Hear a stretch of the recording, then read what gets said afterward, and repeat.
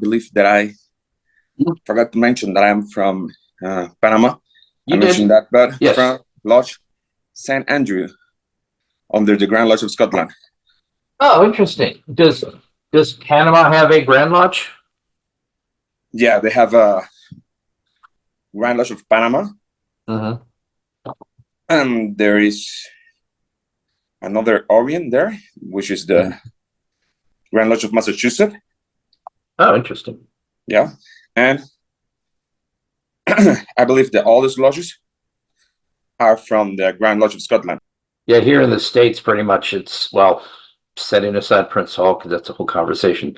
Pretty much every state in the U.S. plus DC has their own Grand Lodge, and there's just one Grand Lodge for all regular Masons. But I know in some countries there's more than one that still have, even though they're, one's been there a while. It's like a new one to start up, but there's they're still operating within the same jurisdiction. Yep. For example, here in Colombia, it's a bit crazy.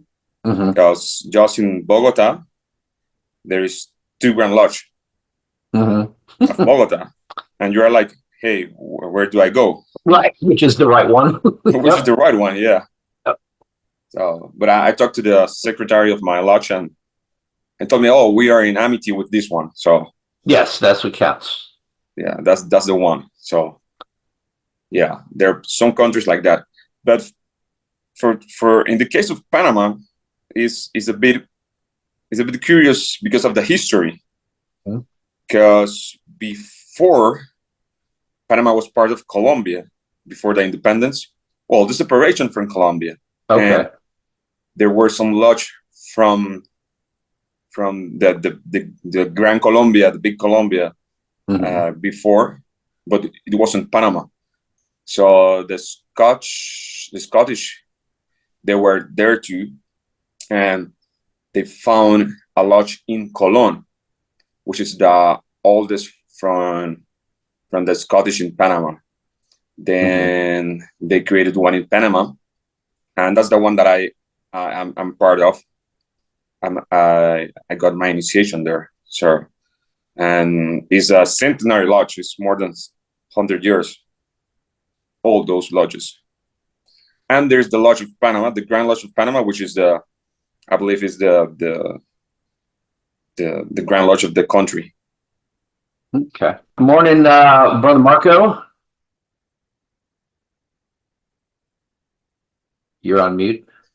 Good morning. Hey, good to have you with us. Where are you coming from?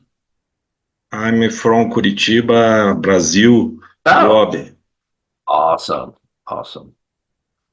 Loja Dario Veloso. All right. Dario Veloso Lodge, 1213. Excellent. And let's see, Brother Dimone, Count Dimone. Count Dimone, right? It's actually Montefiore, but who wants to spell that? Okay, good to have you with us, brother. Thank you. All right, and Brother, what's the other one? Dominic, good to have you with us. Great to be here. Good to have you with us. I'm sorry, what was your first name, Dimone? My name is Dennis. Dennis, okay. All right, good to have you with us, Dennis. Yeah, you just put me on your list this morning. Oh, excellent. Okay, that's right, we were chatting. Okay. We did. Yeah, I'll take care of that after the meeting. We'll get you. It don't take long. I just got to update a few things. So yeah, good. And you're from Tampa. Tampa, that's right. Okay. Oh, there's our speaker. That's always a good sign when the speaker's here. And Marco, are you on my mailing list for the Research Lodge papers? Yes, I am. Okay. Were you one of the people I interviewed way back when we had the brothers from Brazil talking about Brazilian Masonry? Sorry, I don't understand your question. No. Let me see. Oops. How long have you been on the mailing list? I'm about 1 year. Oh, okay. I suppose. No, I see. Oh, yeah, I see when you're at it. Okay. I had 3 brothers from Brazil. One of my first Zoom meetings, we had a panel discussion brother from Sao Paulo, from Rio, and from Abetatuba. I'm saying that wrong. And all three of them. Curitiba. Yep. All three of them were from different jurisdictions in Brazil, different Grand Lodges. So that was really interesting. But that was our first panel discussion where basically I just asked them questions about Brazilian Masonry and contrasted with American Masonry. It was a lot of fun. We learned a lot about how we're very similar, but then some things are just distinctly different. They're cultural things. It's really kind of neat to see how other countries do stuff. Speaking of other countries, Brother Lee, good to have you with us. Good afternoon or morning or whatever it is where you are, brethren. Yes. Yes, it's just coming up to 4 o'clock in the afternoon for me here in Poland. 4 o'clock. Okay. So you're an hour behind the UK. Okay. How many time zones in Europe? I don't know, 2 or 3. 2 or 3. Okay. Depends what you class as Europe, I suppose. It's countries conquered by Russia and countries not yet conquered by Russia. But politically or geographically, what's Europe? But let's not go there for this conversation. Let's not put that. Well, Russia's solving that question for us. Just none. Well, I mean, I grew up with there was Eastern Europe and there was Western Europe, and very clearly defined. Thankfully, that changed. Brother Matthew, good to have you with us. Nice to be here. Hello. All right, good to have you here again. And let's see, somebody else came in. Brother Raphael, nice to have you with us. Thank you, brother. Good to be with all you. All right. Good morning. It's early in the morning in the United States. Yes. Where are you at, Raphael? I'm right outside of Washington, D.C. in Okay. Maryland. It's 10 o'clock here already. That's not early. No, it's when the guys come in at 6 in the morning because they're in LA. That's one thing. Yeah. All For right. me, Saturday at 10 is early. Okay. Fair enough. Well, my dog woke me up at 5 this morning, so it's like, well, I guess I'm getting up early. Kurt, hey, one of my frequent flyers is back. Good morning, brother. Good. And Brother Bassem, good to have you with us. Morning, Brother Chris. How are you, man? I've seen you in a while. Yeah, it has been a while. Busy summer. Uh-huh. I have been catching you on YouTube, though, so I appreciate That's very good. Yep. That's very good. Yeah, we've had pretty steady this year. I think we've got like 18 Zoom meetings planned, so that's pretty good. Pretty regularly, at least almost two a month. Wow. What's something else going on that month? All right. Well, I don't know if Brian, my lovely co-host, is going to join us or not. He's been having other conflicts, so he hadn't been able to be here. Need to train somebody else to be a co-host.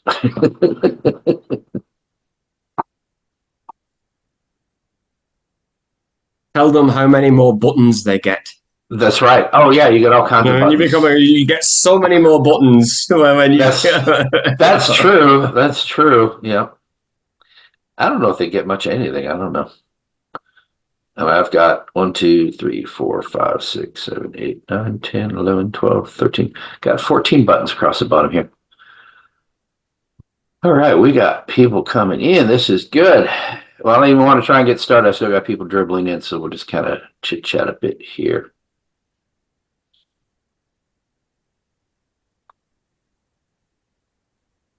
As the number of attendees rises, I get increasingly nervous that I've got anything intelligent to say. That's right. Well, fortunately, I set the bar very low, so you know anyone gets away with whatever. Morning, guys. Morning. Hey there. Good day with us. Welcome back, Garfield. Garfield's one of the guys I had to kick out. I was just doing some testing. It's 9:25. I'm like, okay, let me jump in and knock out something I wanted to record, and then it's like people in the waiting room. It's like, well, come back, go away, come back. Don't worry about it. I don't miss it. Well, I open it like 9:45 to give people time to come in and the speaker and get settled, and then Lee, are you going to want a presentation? No. I don't really use slides or anything. Okay, all right. Don't need to do that then. Okay. Brother Ray, good to have you with us. Oh, thank you very much. My first meeting online with you guys. I'm looking forward to this one. Excellent. Where do you hail from? I've got 3 lodges. I'm Worshipful Master of A. Douglas Smith Lodge of Research. Oh, okay. And I'm also the master of Elmer Timmerman Lodge in Annandale, Virginia. Excellent. That's right. Okay. So we've talked a lot. Okay. Yeah. I'm terrible with names. So it's like, oh yeah, that guy. Okay. That guy. You know, it's like you meet people on Facebook and then you meet them in person and then you're like, okay. And then you go home and it's like, oh yeah, we talked about whatever. So. Well, I don't think we've ever met on Facebook. No, but we have talked on email. I'm not on Facebook. All right. Well, I'm on it enough for all of you here combined. So it's okay. It averages out. Lee would say I'm on there too much, but anyway. Definitely talking too much when I'm on there, that's for sure. Yay. Oh, there's Alan. Our truck driver is here. Now we can start.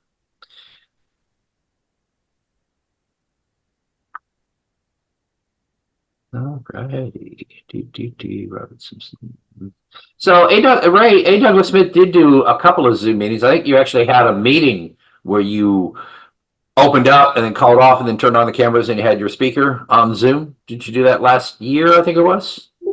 That might have been last year before me. Yeah. Okay. Yeah, I remember that. That was pretty cool. All right. Steadily streaming in. That's great. That's great. We're up to 20 already. Very cool. That's great. Yeah. Can I resign? Can I resign at this No, point? no, you're it. Don't make me pull out a paper. I've had to do that. I think 2 or 3 times now in recent memory. It's my speaker didn't show, and I'm like, okay, let me go find something, and I end up presenting it. I don't mind being the host, but it's enough to be the host. Yep. Without having to do the paper too. That's kind of asking a lot. So. But I always grab something from the archives and read it, and that's gone well. Morning, Jim. Good to have you with us. Dudley, good to have you with us. All right, we got people coming in all over us. Hey. Hey, Kurt, do you think you could help me as a co-host? You up for that? What do I have to do? Just watch the door. If you just open up participants and put it in another window, you'll see people in the waiting room. You just add them. That's all you got to do. Okay, so Roger. Lower left. yeah, I see participants and then it says Just- invite and copy link. Just double click on it and you should open in another window.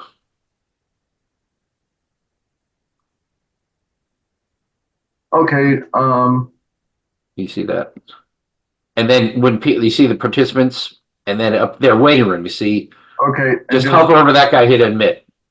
Okay, got it. That's all you got to do. I'm very, you're like a bouncer, but we're very lenient. We'll let anybody in. If you can do that, because that's distracting when I'm talking or trying to run things, and then you got to keep an eye on that too. Appreciate that. Okay. Yeah, Brian Smith normally does that, but like I said, he's been tied up with things lately. He's missed a couple meetings, but he's been to almost all of them. Okay, it's 10:06. So I'm going to do the formal thing here. Good morning, everyone. Welcome. My name is Chris Douglas. I'm Senior Warden of Virginia Research Lodge in Highland Springs. This is our Virginia, I should say that because we're all over the place, aren't we? This is our unstated meeting for September 14th. If you want to look in the chat, I've got links. First is to our Facebook page, or group. If you want to join us there, we have research papers we publish there and announcements for our Zoom meetings and a lot of good stuff there. Then our lodge website, which I keep promising to revamp, but I haven't yet. And you can find all of our previous papers there as well as other interesting Masonic things. A list of Grand Lodges I put in there a while ago and other interesting things. Then our brand new YouTube channel. And if you're watching us on YouTube right now, please like and subscribe. We recently migrated all of our videos from my personal YouTube channel over to one just for the Research Lodge to make that just about the Research Lodge. And then finally, my email at the bottom, if you're not on Facebook and you want to be added to our Facebook or our email list, please email me and I'll be happy to add you. But if you're on Facebook, Best way to get a hold of me is Facebook Messenger. I am constantly on there, and I tend to reply right away, but you can certainly email me too. We have had 275 research papers that I've sent out going back 5 years now, which is pretty awesome. We try and do that every single week, and they're from our archives and A. Douglas Smith's archives and George Washington Lodge of Research, and I'm trying to get some from the other lodges of research too. I recently got a whole bunch from Virginia Research Royal Arch Chapter, and we share those. So those papers are free to anyone. If you want to, you read them. If you want to share them, email them with your brothers. If you want to read it in your lodge, all I ask is that you, at the top of each one, it says the name of the person and when it was presented in Research Lodge or wherever. So just read that when you present the paper so people get credit, so they don't assume it's something you wrote, because that wouldn't be good. But you're not allowed to print them, put them in a newsletter, put them in a lodge, in a book or a website or anything like that. You can just make a link back to our website, because they do belong to us, and some don't even belong to us, they belong to other lodges. So please, just respect the rules. Like I said, email them to anybody you want, share them all you want. Just want to make sure that we get credit for whoever wrote it and they were putting it out there. Speaking of books, I am currently working on our first major book publishing. It's going to be called Tabernacle Temple Self, named after one of our papers. And I have 15 of our research papers that I picked out by hand, chose the ones that are most representative, the best, in my opinion. But it was hard. I mean, there's plenty of papers that are worthy of being publishing. We used to do transactions back in the day, from like 1980 to 2000, 2004, I think it was the last one. And the transactions are basically, here's the 4 papers this year. And that's all well and good. We sent them to our members. It was a kind of a cheaper publishing, you know, the simple thick paper, thick cardboard kind of covers. You've all seen them. Grand Lodge puts out proceedings in those things. But that's just simply those from that year. Some papers are better than others. So we're going to make a really nice book, going to have a nice binding that you can buy. And it's going to have 15 papers. I've done a foreword. I'm probably going to write some more stuff. I'm writing a little introduction for each one with a little bio of the author or anything I have, any comments about the paper. So it should be really good. And we're going to be making those available online to purchase. We're going to be giving them out at our meetings. And I'm really excited because I've been meaning to do that for a long time. So we're finally moving forward with our first book. So I'm kind of stoked about being the editor for that opportunity. All right, so this is great. We have 26 people here. This is just awesome. I'm so glad all of you are coming in. I tried to say hello as you came in, but you're coming in faster. I can say hello. So thank you to all the brothers here today. Good to have you with us. Let's see. Brother Lee Eccleston is our guest speaker today. I'm going to go ahead and introduce him, let him present.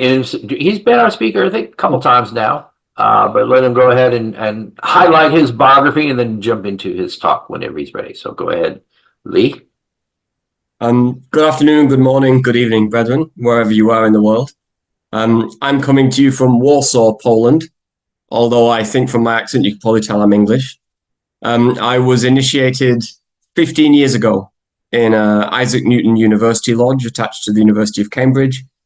For various reasons over the course of my career, I ended up in Poland, where I founded and therefore the Primus Master of the first English language speaking lodge in Poland, known as Enigma with the number 15. The purpose of Enigma was to provide a home for Masons that found themselves in Poland but couldn't really speak Polish, which is quite a challenge. The Polish language is a nightmare. So after 10 years of living here, I still struggle on day-to-day encounters. In my professional life, I'm actually a mathematician. My degrees are in maths and biochemistry. I now work as a school teacher and a university professor in math, physics, and computer science, and contribute to Masonry wherever I can. Is that enough of a bio, Chris? Does that work? Yeah, I think that's plenty. That's plenty. That's great.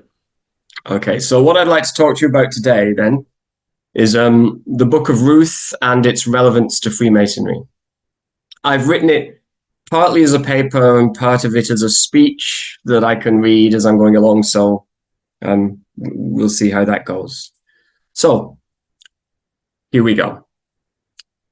In this paper, I would like to explore the Book of Ruth and its relevance to Freemasonry.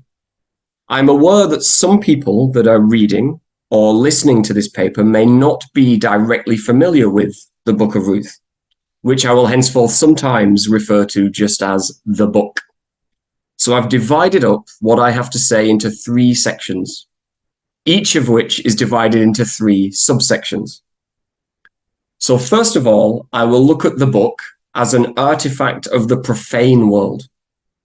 In this part of the paper, I will try to describe the place of the book in the profane world, the composition of the book, who wrote it and why, and the story presented in the book, in a nutshell, in a summary form. In the middle third of the paper, I'll explore the book's relation to Freemasonry, because to me there are 3 obvious threads: Boaz and notions of strength, slippers and notions of integrity, and the role of women in society. For those that are watching on YouTube, this paper was initially delivered as part of an unstated meeting to the Virginia Research Lodge, number 1777, which was intended to be a paper followed by a Q&A. So in the final section, I will open up 3 questions about how the book and its use in Masonry might affect us as men today. If you're reading the paper, I hope you find these questions useful as a basis for your own meditations and research. If you're watching the paper, similarly. And if you're here today, I hope we have a good conversation about it after I finish speaking. So those 3 questions are going to be: what does strength mean to us today? What does integrity mean to us today? And how do gender roles in society affect us today? I'll then give some closing thoughts. So I hope you enjoy this paper and that it provides you not only with an advancement in your Masonic education, but also gives you some directions for future inquiry and conversation with your brethren. Section 1, the Book of Ruth in the Profane World. What is the book? Well, the book is considered Holy Scripture to 2 of the Abrahamic faiths, namely Judaism and Christianity. In the Hebrew Bible, it is positioned within the Tanakh in the section known as the Ketuvim, or writings. This means that the compilers of the scripture considered its focus to be on various aspects of history, poetry, and wisdom. It comes after Proverbs and before Lamentations. And it's part of a subset of books called the 5 Megillot, or 5 scrolls, which are traditionally read at different Jewish festivals throughout the year. Specifically, Ruth is read during the festival of Shavuot, also known as the Feast of Weeks, which celebrates the giving of the Torah at Mount Sinai. This is when God gave the law to Moses. In Christianity, the book is part of the Old Testament. It's placed among the historical books, which recount the history and experiences of the Israelites. In many, but not all, Christian Old Testament arrangements, it is positioned between the Book of Judges and 1 Samuel. And again, this placement reflects the historical and narrative flow that leads up to the establishment of the monarchy in Israel. It's valued typically for its themes of loyalty and divine providence, which are seen to Christians as prefiguring aspects of Christ. But in both traditions, the Book of Ruth stands out because it has an intimate and personal narrative. It focuses on individual acts of kindness and faithfulness rather than grand historical or prophetic events. So its placement within the scriptures reflects its role as a story of personal virtue and divine reward within the larger tapestry of biblical literature. So it's generally understood that in Judaism, the Book of Ruth embodies the principles of chesed, or loving kindness, which is a central tenet of Jewish ethics. The narrative exemplifies the virtues of loyalty and compassion, and illustrates how these qualities can transform lives and build community. Ruth's unwavering commitment and kindness are celebrated as ideals that transcend ethnic and national boundaries, highlighting the particularly Jewish at this time value of inclusivity. Furthermore, the story underscores the idea that righteous actions and sincere faith are paramount, regardless of one's origins. For Christians, the message of the Book of Ruth extends to themes of redemption and divine grace. The narrative reflects the Christian belief that God's grace is accessible to all, again, not limited by social or ethnic distinctions. Ruth's role in the lineage of Jesus signifies that divine redemption and transformative power can come through anyone, emphasizing the inclusive nature of Christian salvation. The story invites believers to see beyond conventional barriers and to embrace the broader redemptive possibilities that faith can offer.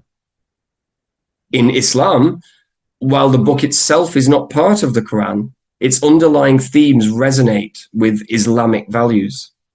The concepts of perseverance, faithfulness, and compassion are strongly emphasized in Islamic teachings. And the story reinforces the idea that integrity and kindness are essential virtues, and that faith in God's plan can lead to unexpected and profound outcomes.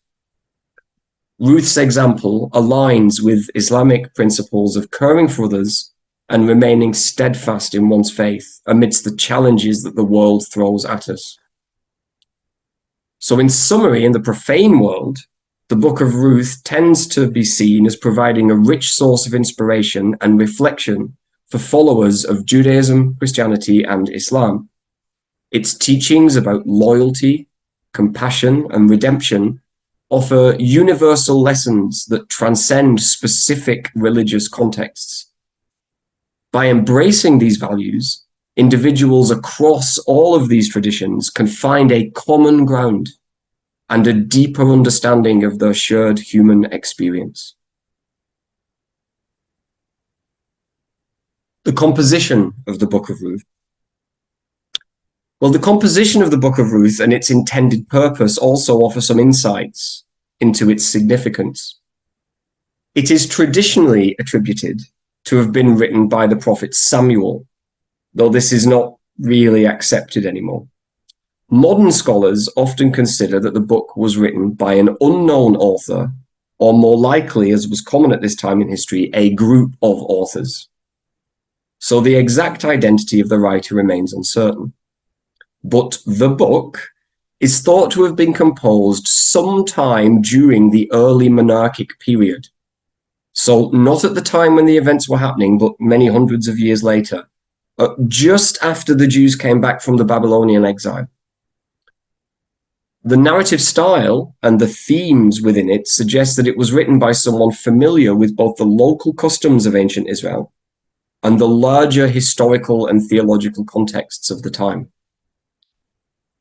If we want to give it a date, well, again, it's debated among scholars, but consensus opinion seems to be sometime around the 5th century BCE.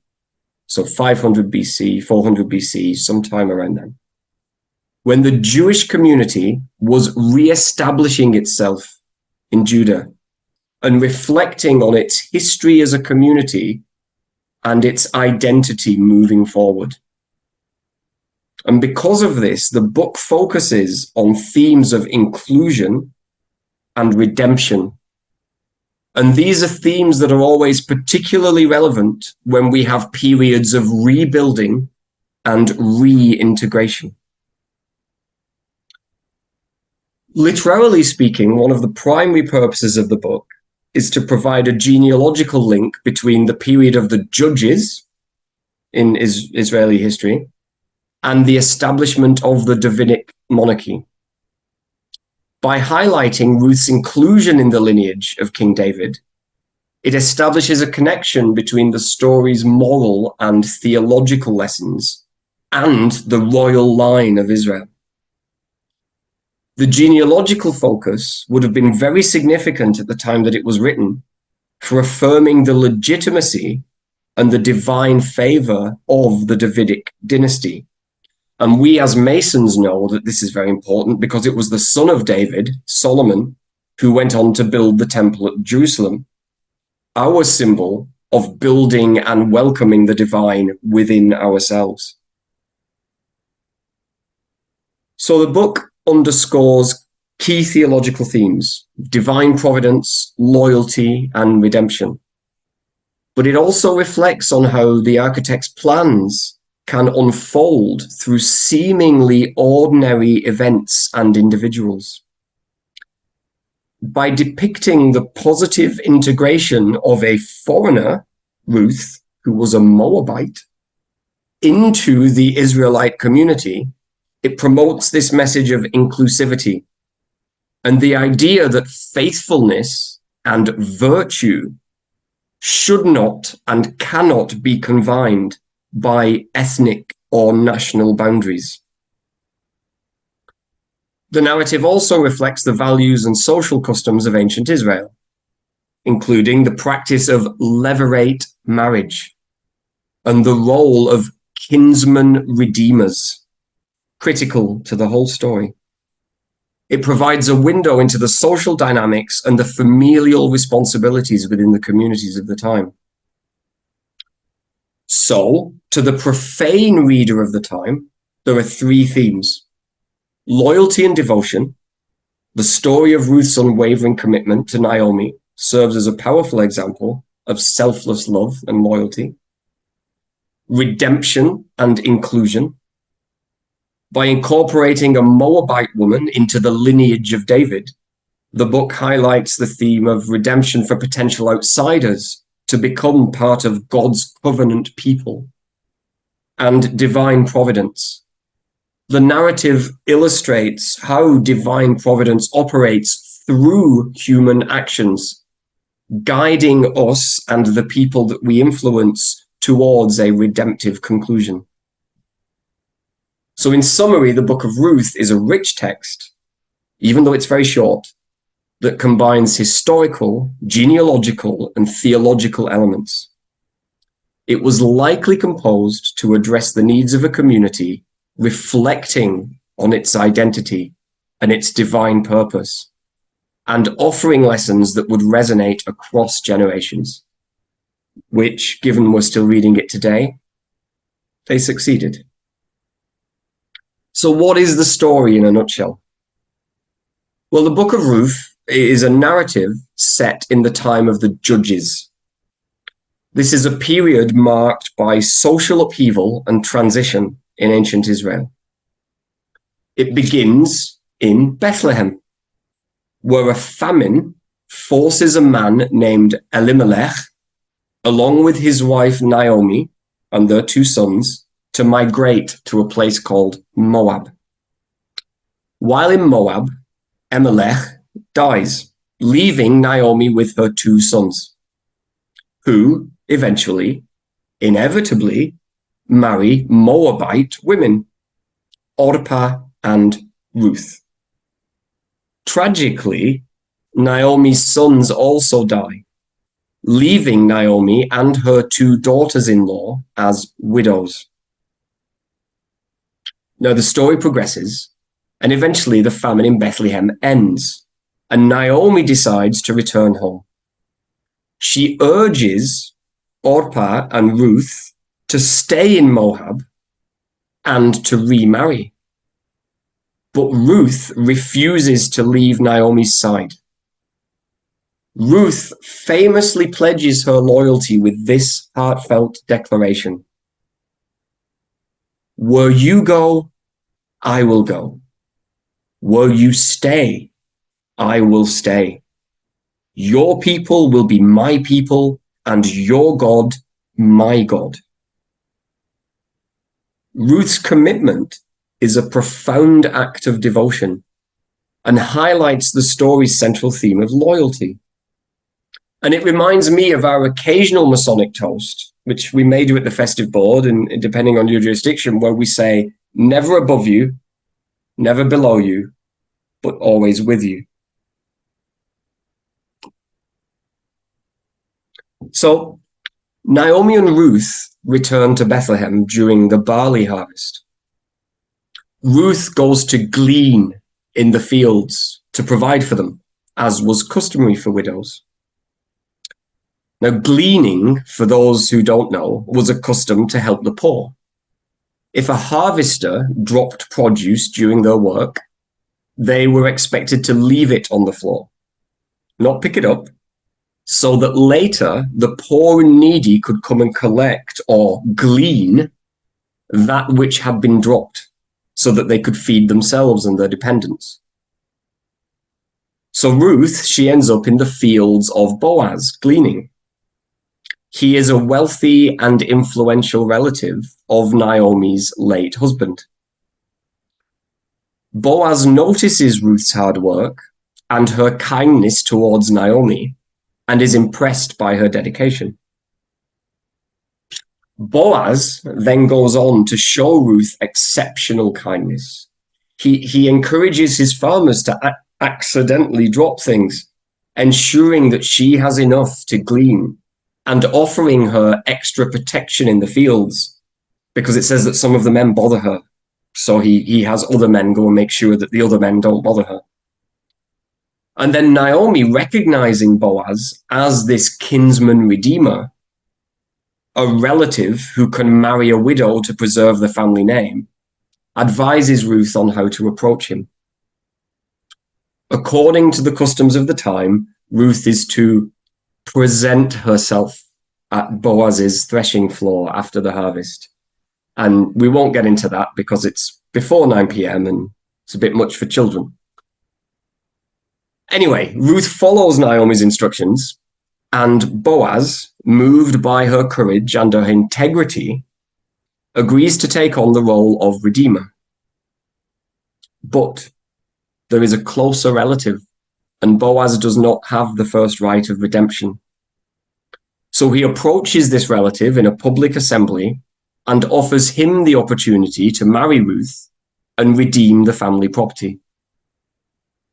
The relative declines, however, making Boaz the next in line. And this is signified by the removal of a slipper. This was the handshake of the time. So Boaz marries Ruth. The union is blessed with a son named Obed. Obed becomes the grandfather of King David, linking Ruth to the Davidic lineage and ultimately to the Christian understanding of Jesus as a descendant of David. There's a profane understanding. So what's this got to do with Masonry? What is the role of the Book of Ruth in Masonry? Well, Boaz and strength. In the context of the Hebrew Bible, Boaz is a prominent figure.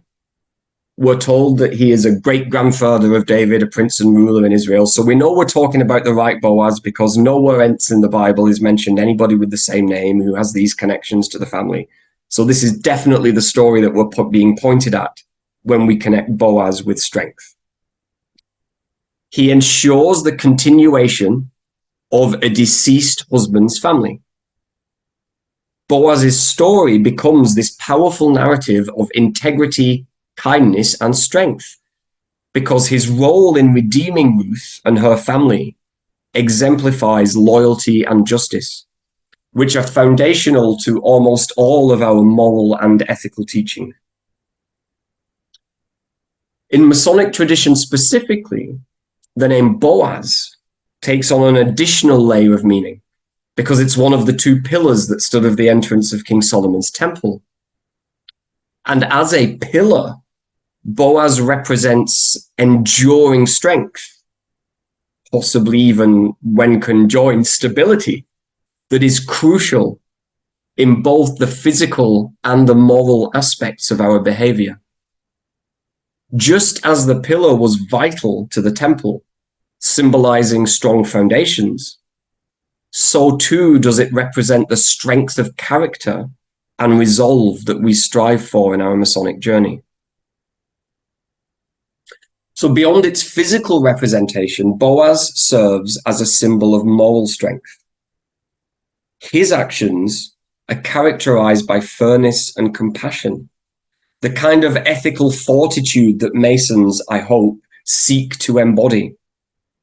The strength of Boaz is not physical, it is moral, reflecting a commitment to uphold justice and integrity.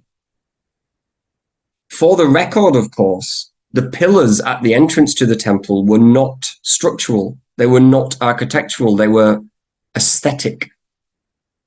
They did not hold up the temple, they demonstrated what would be found by embodying the principles inside.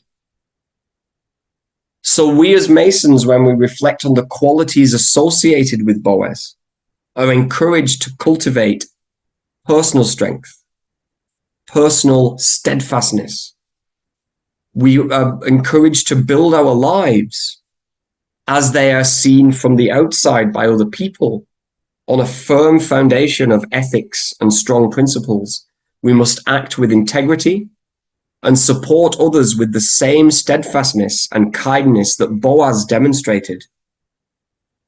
To do this, of course, and to do it always, certainly requires also a great amount of physical strength. So Boaz serves as a reminder of the virtues of steadfastness and integrity, both in our personal conduct, in our collective endeavors as Masons. Masonic Relevance 2, being slipshod and the notion of integrity. The act of removing a shoe, sandal, or slipper is deeply symbolic and carries lessons that resonate profoundly within our Masonic principles. In the Book of Ruth, there is a pivotal moment when the concept of levirate marriage and land redemption is addressed. Now, according to ancient Israelite customs, when a man wished to exercise his right as a kinsman redeemer, he would do so in a public assembly, as I mentioned. And if the closest relative declined the responsibility, he would remove his sandal and give it to the redeemer as a symbolic gesture. This act was a formal way of relinquishing his right to redeem, and thus demonstrating his acceptance of the decision made by the other party. Removing your slipper is actually the old way of shaking hands. So, to make it symbolic, the symbolism of removing the sandal, it was not merely a practical act, but a profound symbol of integrity and responsibility. By giving up the sandal, the relative demonstrated honesty and a commitment to communal norms and duties and an abeyance of the law. It represented a public acknowledgement of one's decision and an acceptance of the consequences of that decision, reflecting a deep sense of personal and moral integrity. This act also emphasizes transparency and accountability. The removal and exchange of the sandal was done openly, ensuring that the process was clear and fair to all parties involved. It underscored the importance of acting openly and honestly, adhering to principles of fairness and integrity. And so for Masons, when we arrive at our rituals with 1, 2, 3, however many shoes missing, we are reinforcing those values of maintaining transparency in our actions and upholding our responsibilities with honor and integrity. If we want to make it allegorical, we could also say that the removing of the shoe is an allegory for shedding falsehood and pretense, and stepping into a realm of truth and authenticity. As the sandal was removed to signify a relinquishing of a claim or a right, Masons are encouraged to remove metaphorical sandals, the barriers and pretenses that obscure our true character. It's a call to present oneself authentically and to act with integrity in all of our dealings. This symbolism extends to all of our Masonic work and our role in life, where we are called to embody these virtues and align our actions with the principles that we hold dear. So by reflecting on the significance of this ancient practice, the taking off of a shoe, we reinforce our commitment to living with integrity and honor. Masonic Relevance 3. The role of women. The Book of Ruth provides valuable insights into the role of women in society, which must be meaningful when considered from a Masonic perspective.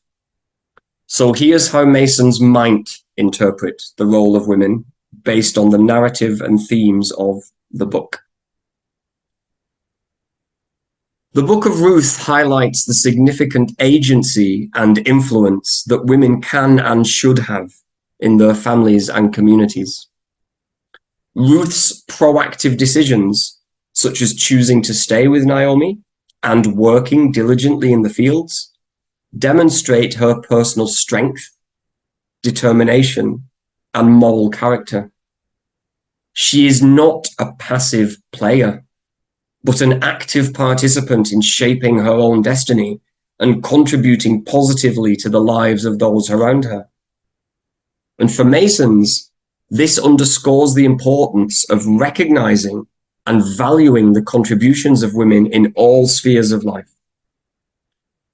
It reinforces the idea that integrity, courage, and commitment are qualities that transcend gender and should be acknowledged and celebrated in both personal and communal contexts. Ruth's unwavering loyalty to Naomi and her compassionate actions are central to the narrative. Her dedication and kindness not only provide for Naomi, but also set a standard for future moral conduct. Her actions exemplify how women's roles can encompass both familial responsibility and broader social impact. This reflects our Masonic value of compassion and the importance of supporting and uplifting others. It reminds Masons to honor and appreciate the compassion and loyalty exhibited by women and to embrace those virtues in our own lives. It also encourages the practice of extending support and kindness irrespective of one's role or position in formal society. Because, although Ruth's story is set in a patriarchal society, her actions lead to significant outcomes via her marriage to Boaz and her place in the lineage of King David. This indicates that women's contributions can have far-reaching effects and that they play crucial roles in the success and stability of anything that we do as men. The inclusion of Ruth, a Moabite woman, into the Israelite community, and her integration into the genealogy of King David also highlight this broader theme of inclusion. Ruth's story shows that individuals from diverse backgrounds can play vital roles in society and be integrated into our communities based on their own virtues and their own contributions. And this aspect of the story underscores our Masonic principle of equality.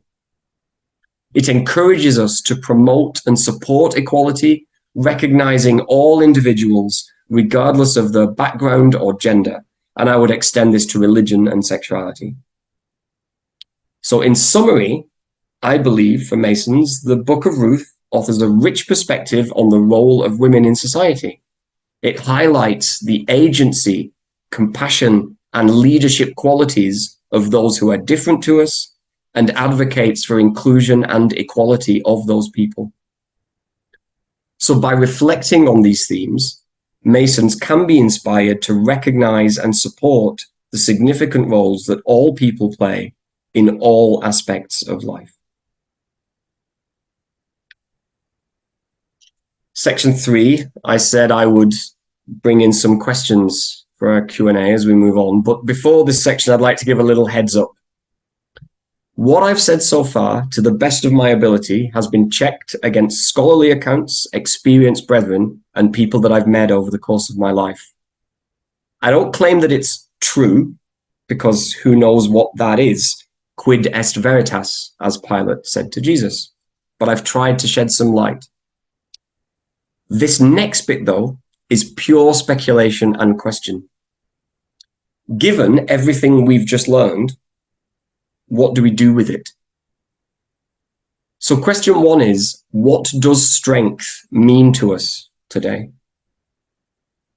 As I mentioned, the pillar Boaz was not structural. It was ornamental. It did not hold up the temple, and its removal would have made not a jot of physical difference, but it would have made an aesthetic one.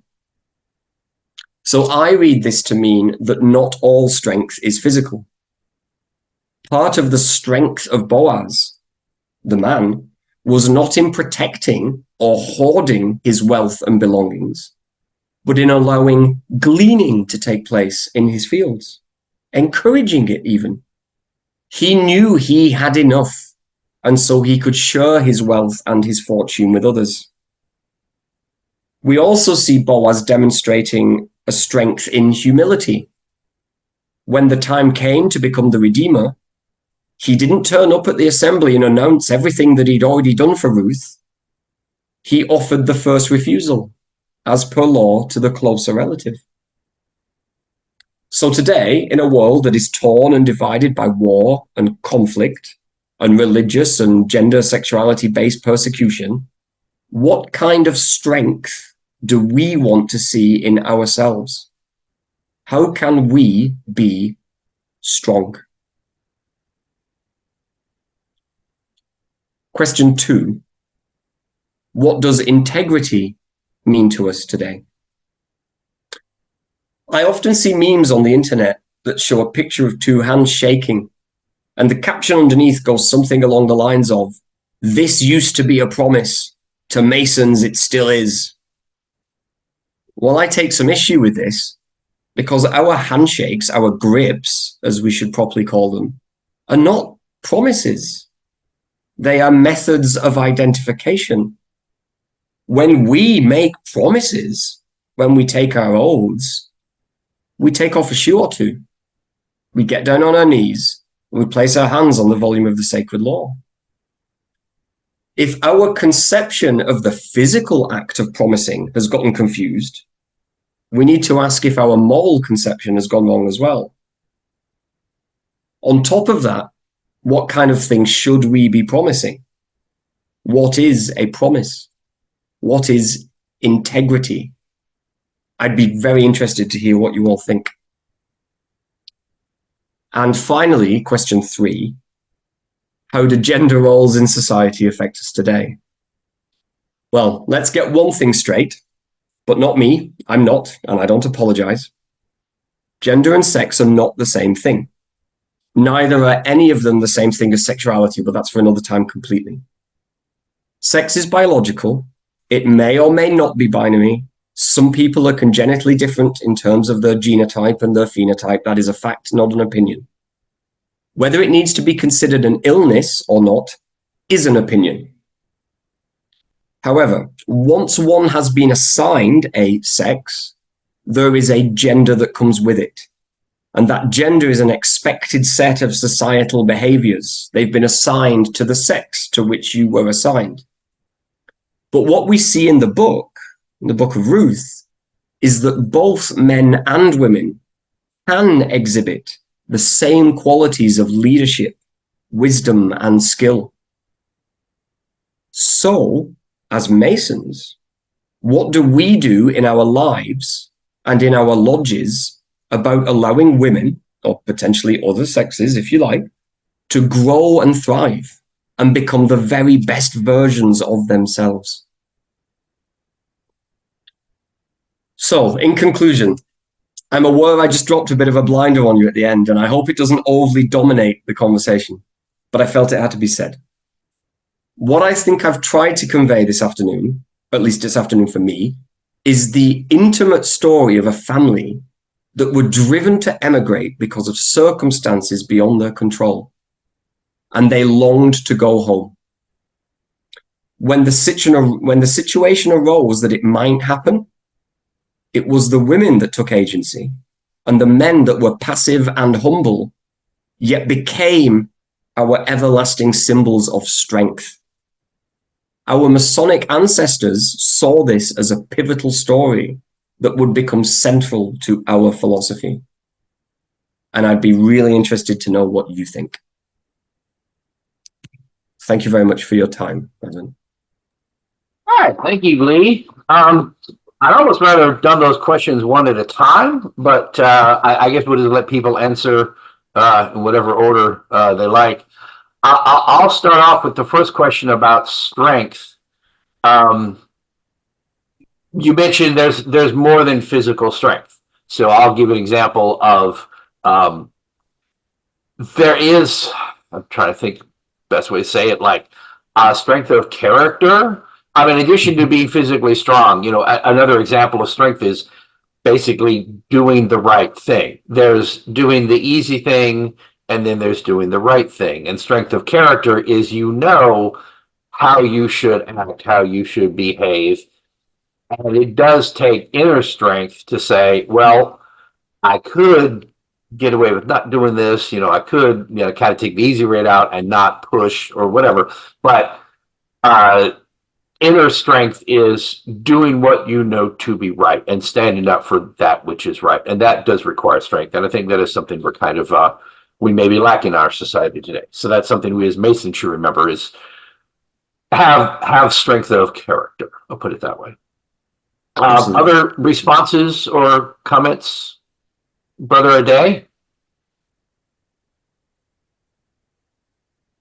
Thank you, Brother Lee. That was wonderful paper and very extensive. Now, a few things I picked off there in terms of, I don't know if you did mention, but also taking off the slippers or slipshod is also a way to also recognize the sacredness of the lodge. I know after you've been initiated, you put on your shoes and everything, but symbolically, it is also to recognize the sacredness of the space that we're using.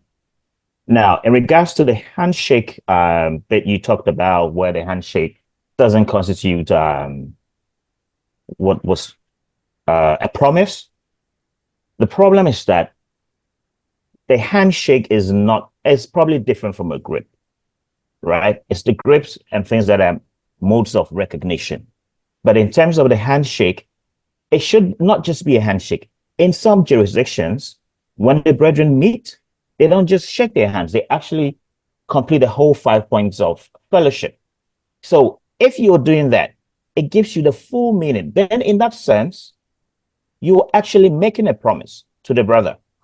But just the handshake alone doesn't complete it fully. So it's sort of, you can't deny where, you see a brother and you just shake your hands and, you move on. But if you're doing it properly, then you should be going through the whole 5 points of fellowship to give it some proper meaning. Thank you for a very wonderful paper. I really did enjoy. Thank you. Thank you. Yes, I'm glad you bring that up. I mean, there wasn't particularly a question there, but I'll try and respond. That was the direction that I was going in. That sometimes, in the profane world, people always ask us, do we have a special handshake? And of course, a handshake in the profane world, and it is what you, at least in Western European and American culture, when you close a deal, you hold out your hand and you shake hands, and that is the moment when the agreement is made. But it wasn't the case in Israelite society. The moment when you reached the agreement was when you took your shoe off and you gave the person your shoe. And that was the symbolic gesture to say that the negotiations were over and everybody was happy. You are also right that it goes back to Moses and the burning bush. There's when God first appeared to Moses in the burning bush, he said to him, "Take off your sandals, for the place in which you stand is holy ground." So when and that's also, I think, why we do the trouser rolling, because when our bodies are in physical contact with the ground, it shouldn't be done through clothing, right? Our actual bodies should be in contact with the ground because the ground is holy. So as there wasn't a question, that's not really an answer, but yes, I see what you're getting at, and I do think about these things as well, and they're all things that we need to factor into our meditations on what this story means. Yes, thank you very much.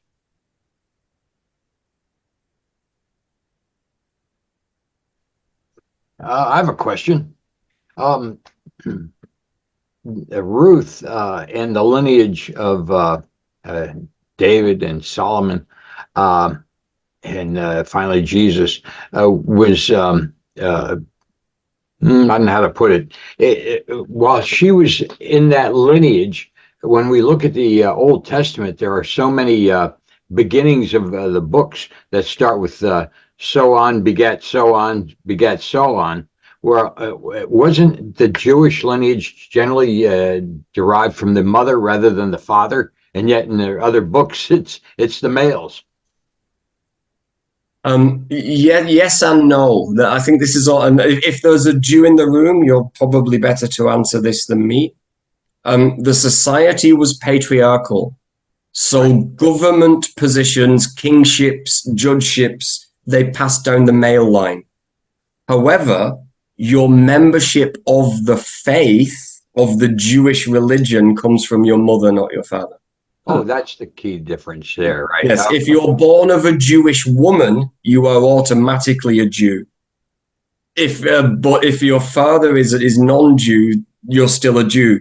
If your mother is not a Jew and your father is a Jew, you have to convert to Judaism because you don't get it automatically by birth. But within the societal structures of the time, the governments and the kings, and it was still a patriarchy. I think. That's my understanding, and if anybody that knows better than me would like to correct me, I'm very happy to hear that. So Good explanation. Yeah, and so to sum that up, so basically membership in Judaism is through the mother, leadership is through the fathers. Kind of. Although what I'm really trying to push in this lecture is that we shouldn't think that way these days. Right? Well, no. I mean, that was the question. That was what was it then? Yeah. All right. You mentioned about the sandals and stepping on holy ground. You made me think of the verse, and I knew it was from the Bible. It's Matthew 10:14.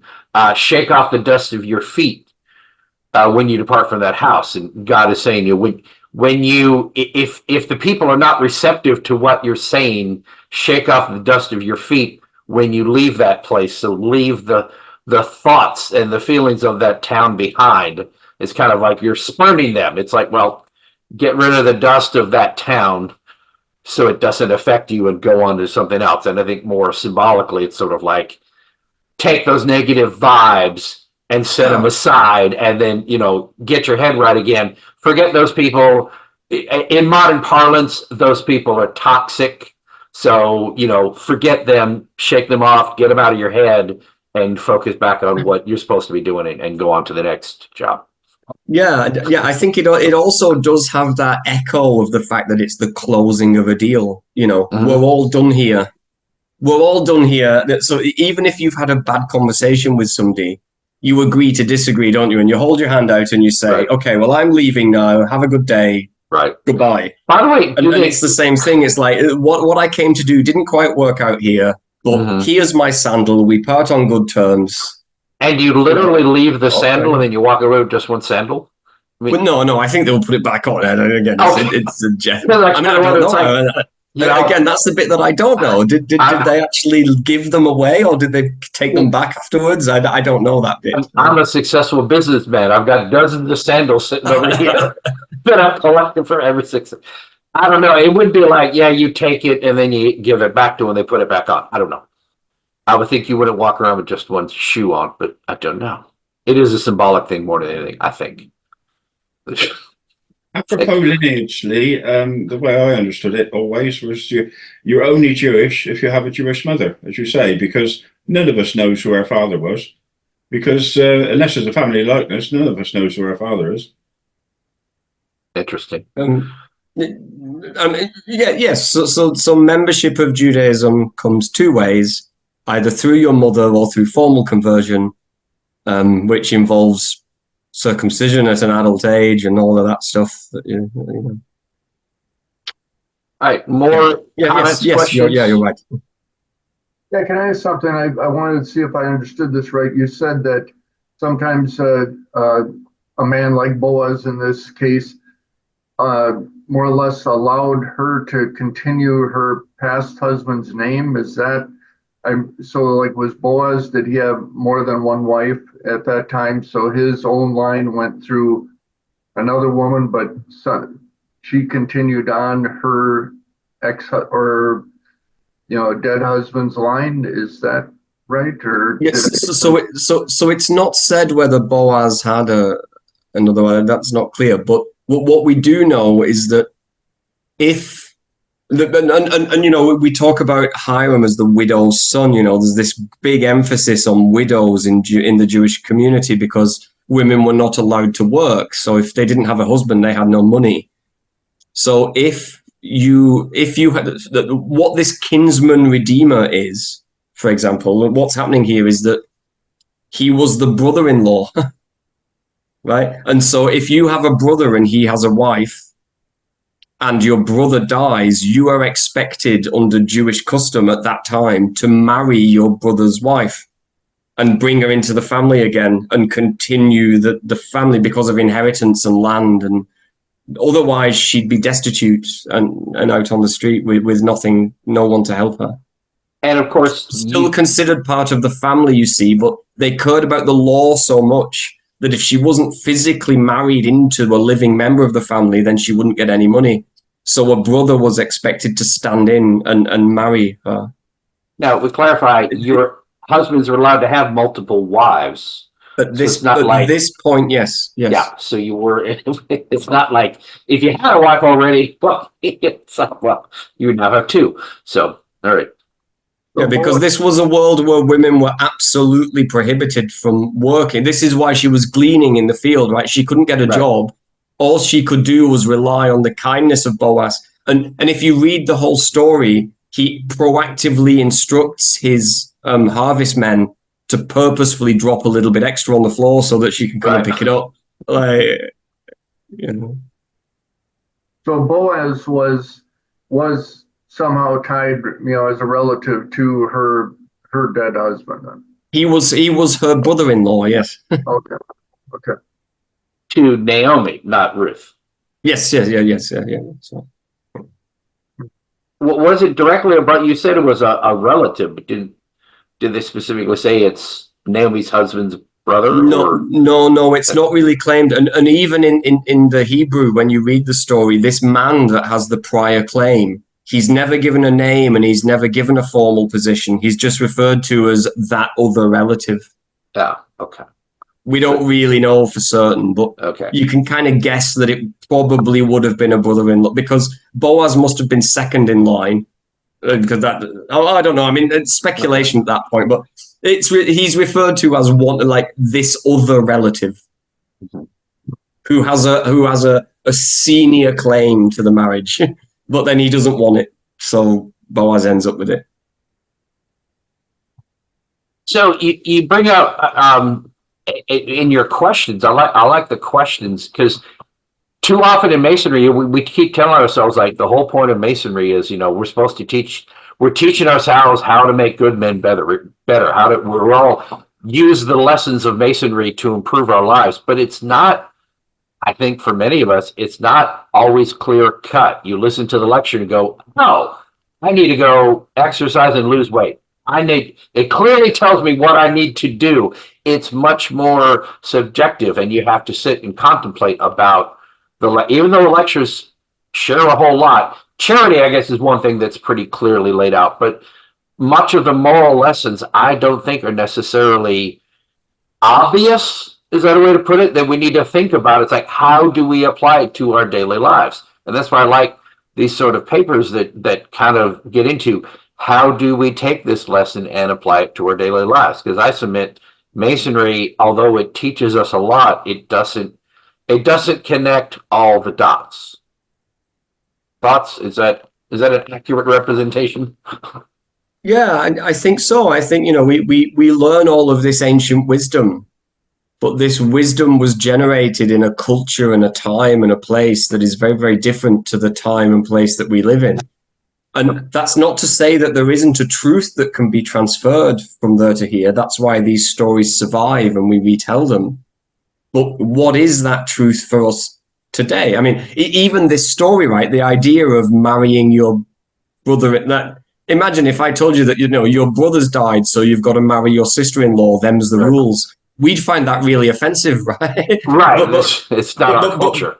But this is being sold to us as a story of great strength and integrity because, and so how do we take the lens of today and look at the stories of the past and make some meaning out of it? I think it's the symbolism of integrity. It's not literally follow the rules of that time. It's he's doing the right thing with the culture he's born in. Brother Matthew, you had your hand up there. Brother Lee, thank you for an excellent presentation. I really enjoyed it. It's interesting that Masonic ritual doesn't have very many examples where a female is the main protagonist.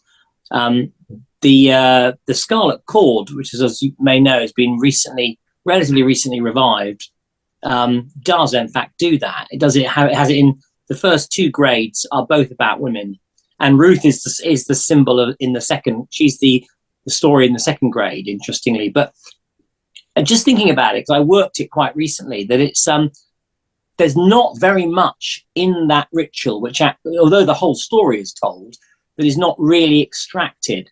As far as I can remember, and just looking it up now, the only things that are really talked about in it are, in your obligation, you're told to take full responsibility for your duties and responsibilities. And then there is before the lecture, which is all about Ruth, they say that this is an example of love and compassion and the human race would do well to show.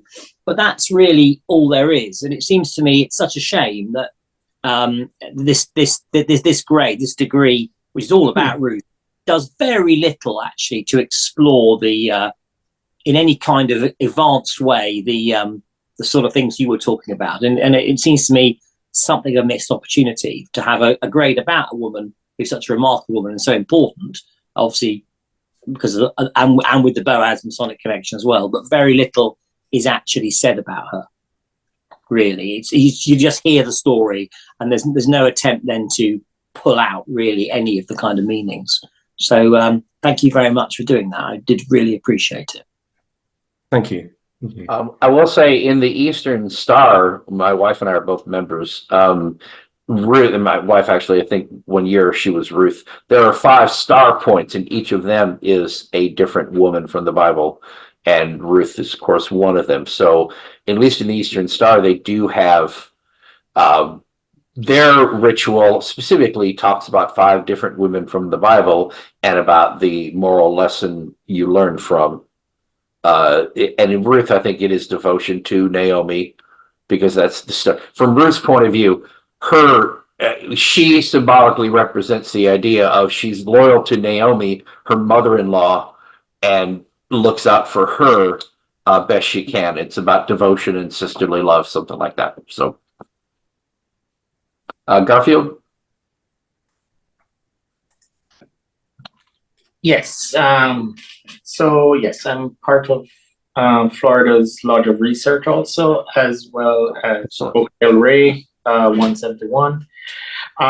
So the idea there, we have to look at this male-female aspects that we have in Freemasonry, right? So yes, I get it with females and males, but also it maintains this various aspects, right? So you have the male aspect, as well as the female aspect as being distinct. So these qualities that we show, right, they have certain male aspects and female aspects. Not to say that one's weaker or one's above, as you indicated, or one's below, right? It's just that as we invoke all of these different messages, we need to be, in my opinion, we need to be cognizant of what those writers were trying to move forward to the preceding generation. So that's an observation I have when we're talking about females and males. So I just want to point that.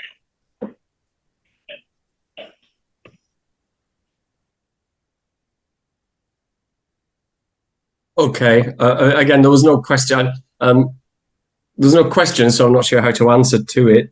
Although I would say I tried to make a point, and I said I don't want this to dominate the conversation because it can get very controversial depending on where we are in the world. But sex and gender are not the same thing.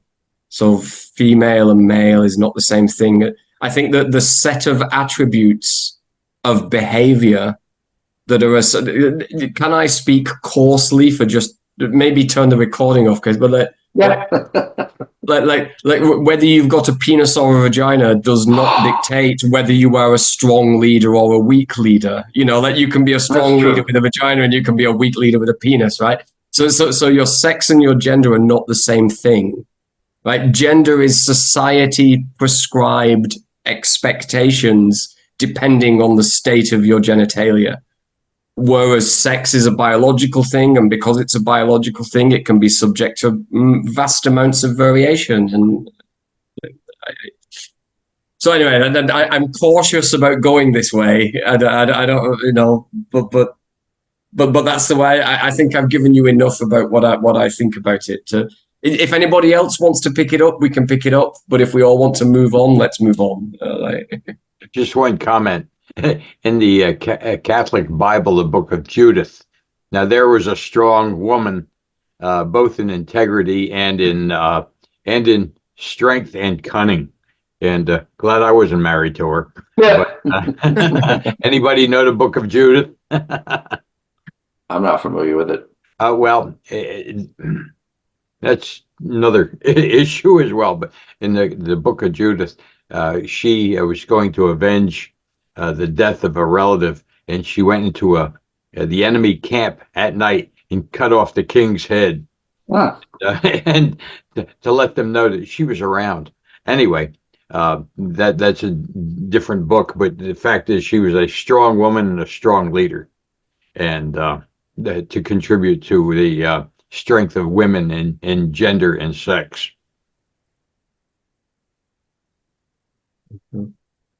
Yes. Yes. I'm looking at the comment, the chats, if there's anything we want to touch. One brother did mention that in Brazil that it's spelled B-O-O-Z, not B-O-A-Z. But I think that's just a language thing. Yeah, I think that's done. I don't think that's central to anything more. Okay. Let's see. And the bit that I was trying to avoid has also come up, though. Yes, onan. And of course, onanism is the posh word for masturbation, and and then off we go down that way. Yeah, that's in the chat. Well, yeah, I'm letting the brothers drive this. If they're going to talk about something or not talk about something, I'm kind of leaving it up to them. You gave us plenty to chew on. You see, as the speaker, I've pushed my agenda. I'm not going to push it. I'll only push it any further if people will bring it up. For Hello, Brother Lee. Go ahead. Hi, this is Oldemar. A really, really, really nice lecture. Like 2 weeks or 3 weeks ago, in church, there was a preacher that gave a lecture or a message about Ruth, and was really similar on the morals that you talk, but the way that you move the lecture and so think the Masonic world. And to us, it's really nice. I really like it, and just want to congratulate and you, and I am glad that I had the opportunity to come in here and listen to this meeting. Thank you very much. Thank you We very much. appreciate you being here. I appreciate everybody. It's really nice to have you all here. Yeah, we had 27, I think was the high watermark. That's actually kind of high for us recently. I think I'll say this with COVID. COVID brought about the reason for the unstated meetings, and we had as many as 60 people here for some of these talks because we couldn't go to lodge. And I think for a lot of Masons who wanted that fellowship, you couldn't go to lodge. You can go online and join us, and other people, of course, had Zoom meetings as well, and they were very popular. And I think we've kept going because there's an interest to keep it going. Obviously, everyone's back in lodge. It was only about a year or so that there was a prohibition on not meeting.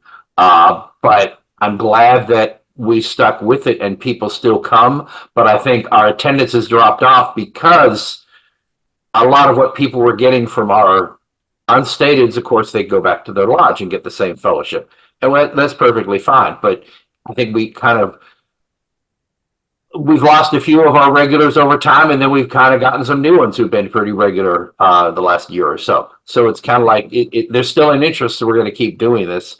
But I think it really served a purpose during COVID because we weren't allowed to get together at all. And Masons, we want that brotherly connection. We want to get together and spend time together. But I'm just glad for some reason we managed for 4 years to keep doing these. These are available on YouTube. If you're watching this on YouTube, please like and subscribe. I did want to mention that we have our next unstated is going to be at the Scottish Rite Conference in Richmond. Most of you should be familiar with the Scottish Rite. It's an independent body here in the US, and in other countries it's a full-on rite, depending on where you are. Yeah, Lee, is the Scottish Rite the Supreme Council in Poland, is that a rite or is it an independent body? It's an independent body. It is, okay. I was surprised Yes, that we don't have the full system of degrees here, so it's okay. just, You start with the secret master and go up. Well, I can say the name of the not degree. fully here. It's not fully here. Let's just put it that way. Oh, really? Okay. So anyway, so we have in Virginia, we have these conferences. It's like Grand Lodge annual communication. But I look forward to those every year. I have much more fun at Scottish Rite Conference than I ever did at Grand Lodge. I think it's just more relaxed. It's a lot more socializing. We have these hospitality rooms and everybody kind of hangs out. But I thought I'll be doing things different this year and push the research lodges. We have 6 of them now, thankfully. And we're going to have a booth set up to hand out little flyers that I made that I'm still kind of working on, but I've got these little flyers. Let me get that in there.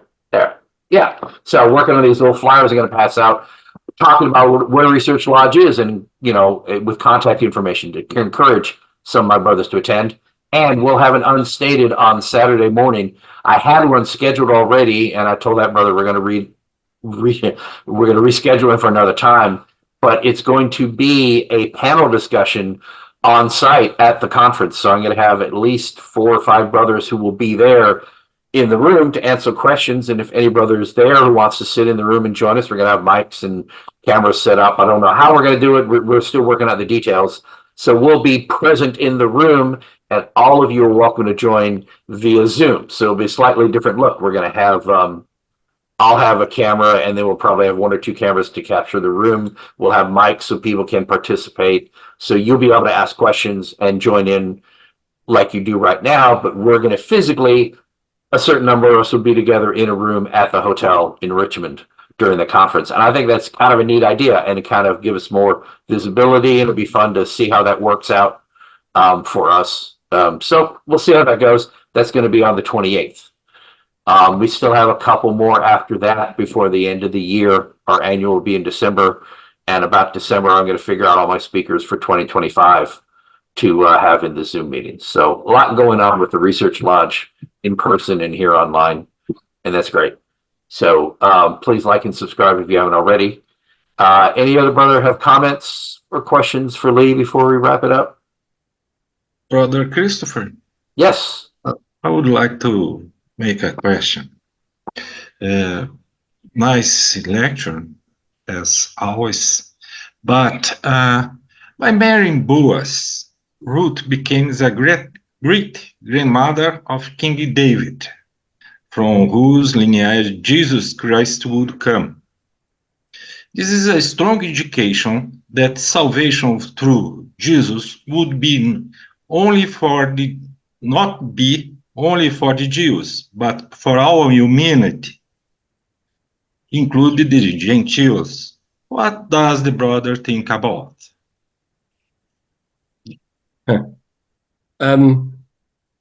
So I agree with you, absolutely, yes. And I did touch upon it in the talk. I think the chosen people are all of us. So let me see. Couching it in metaphor is where it gets difficult, right? My religion, I believe in a God that constantly reveals himself to all peoples at all times in all places. And that revelation is continual. And therefore, what we understand about God at any moment in time is subject to review because there may be some new revelation. Yes, Ruth as a Moabite becoming the great-great-grandmother, whichever level she was, of King David, who ultimately became the ancestor of the entire Jewish nation. Yes, it shows that acceptance by God is guaranteed. It's only people who don't let other people in. God never does it. Like, does that answer your question a little bit? Yes. Thank you for your opinion. It's valuable for me. Thanks for this explanation. Thank you, Christopher, for this meeting. It's grateful. And bye for all. Yeah, I appreciate all of you coming out. There was a really good turnout today, and these are I really like the opportunity to bring people in and have all sorts of different discussions, and I think it's great because clearly everyone can relate. There's several different points in our ritual that point to the Book of Ruth, even if you don't realize at the time that's what it's pointing back to. And I think it's kind of neat that you've expanded on that. That's what we want to encourage. Is like you're taking one part of the Bible and part of our Masonic ritual, and then just kind of see where it goes and expand on and work your own thinking into it. And then you said you spoke with a lot of other brothers to make sure you are accurate in your assessment of things. So I think that's what we need to do. Is we need to be constantly exploring Masonry. What are the lessons? What are they teaching us? What does this really mean? And of course, how can we relate to it in our daily lives? I think that's important. Yeah, and so I think parts 1 and 2 were generally what you could consider mainstream academic studies. I think part 3 was more me going out on a limb to get some responses from you so that we could learn from each other. You know, absolutely the nature of it. All right. Any other comments or questions? Really enjoyed this one. Yes. Thank you. Thank you for being with us, Ray. All right. Thank you all for attending, and look forward to seeing you all again soon. Thanks, Christopher. Thank you, brethren. Bye-bye. All right, bye-bye.